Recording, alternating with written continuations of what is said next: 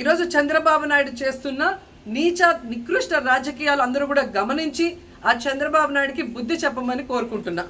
ఇక ఫైనల్గా తనని ఎవరో నమ్మరు అనుకున్నప్పుడు పవన్ కళ్యాణ్ గారిని ఫ్రేమ్లోకి తీసుకురావడం చూస్తున్నాం. ఇది కూడా మనం అందరూ కూడా గమనించాలి. ఎందుకంటే ప్రాయశ్చిత్త దీక్ష చేస్తున్నానని పవన్ కళ్యాణ్ అంటున్నారు. ప్రాయశ్చిత్త దీక్ష ఎవరు చేస్తారు? తప్పు చేసిన వాళ్ళు చేస్తారు.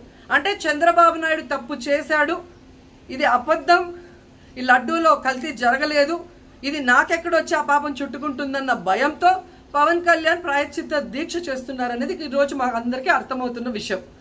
ఎందుకంటే ఈ రాష్ట్రంలో తిరుమల కొండ మీద 1000 కాళ్ళ మండపాన్ని కొట్టేసింది చంద్రబాబు నాయుడు. దుర్గా గుడిలో క్షుద్ర పూజలు చేయించింది చంద్రబాబు నాయుడు.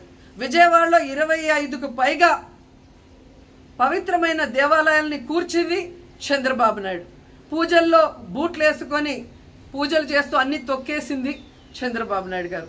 ఇలాంటి చంద్రబాబు నాయుడు కోసం ఎన్ని ప్రాయశ్చిత్త దీక్షలు చేసినా ఆయనైతే దేవుడు క్షమించడు, అలాగే హిందువులు కూడా చంద్రబాబు నాయుడిని క్షమించరు. ఆ పాపం నుంచి తప్పించుకోవడానికి పవన్ కళ్యాణ్ చేస్తున్న ఈ 11 రోజుల ప్రాయశ్చిత్త దీక్ష పవన్ కళ్యాణ్కి మాత్రమే పనికొస్తుంది. కాబట్టి ఇకనైనా తిరుమల తిరుపతి దేవస్థానాన్ని అడ్డం పెట్టుకొని జగనన్న మీద దుమ్మెత్తి పోసే కార్యక్రమాల్లో ప్రతిష్టగా దిగజారిస్తే తిరుపతి అమ్మాయిగా నేను ఊరుకునేది లేదని కూడా ఈ సందర్భంగా తెలియజేసుకుంటున్నాను.